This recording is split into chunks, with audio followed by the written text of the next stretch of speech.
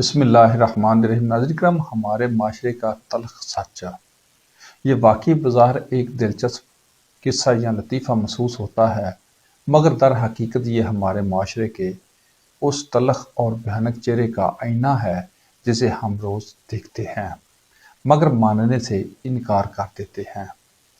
ایک خاتون پولیس افسر گھر والوں کی اطلاع کرنے پر موقع پر پہنچی، چور کو رنگے ہاتھوں پکڑ لیا، مگر حیرت یہ کہ وہ چور کوئی عام شخص نہیں تھا بلکہ ایم اے اردو اور موسیقی کا دلدادہ تھا، لفظوں میں مٹھاس گھولنے والا اور باتوں میں مکھن لگانے کا ماہر تھا۔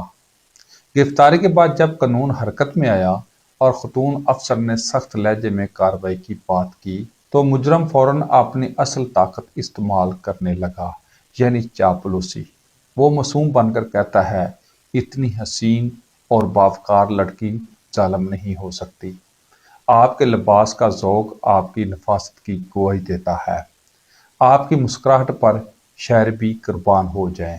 اور پھر مہدی حسن کے چند اشعار سنا کر فضا کو جذباتی بنا دیتا ہے۔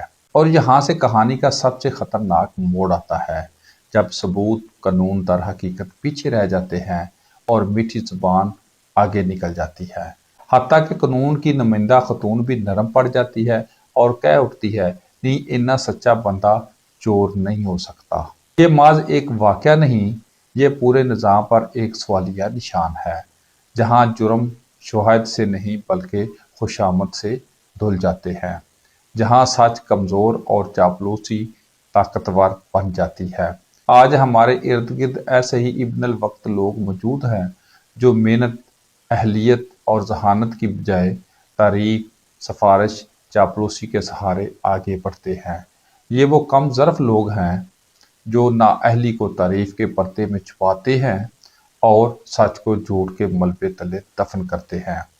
درباری لکھاری ہوں یا نام نہاد با اثر شخصیات، ان سب کا مقصد ایک ہی ہے، اقتدار کے قریب رہو، فائدے سمیٹو اور ضمیر کو گروی رکھو۔ ان کے نزدیک سچ کی کوئی قیمت نہیں، جہاں مفاد ہوں وہیں قلم جھک جاتا ہے اور جہاں طاقت ہو وہیں زبان بک جاتی ہے۔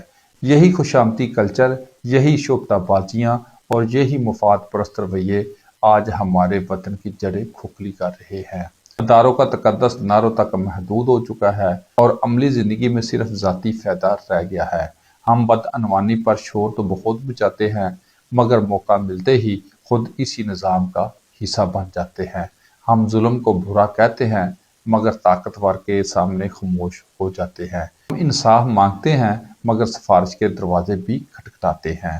یاد رکھیں، جب تک چاپلوسی کو کامیابی کا زینہ اور دیانت کو نادانی سمجھا جاتا رہے گا تب تک کوئی معاشرہ درست نہیں ہو سکتا۔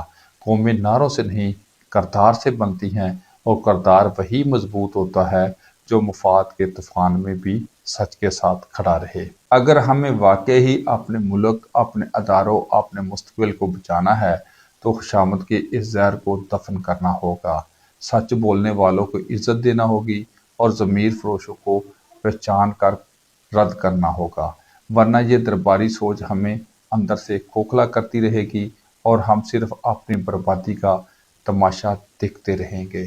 یہی اصل سوال ہے، ہم تماشائی رہیں گے یا کردار ادا کریں گے؟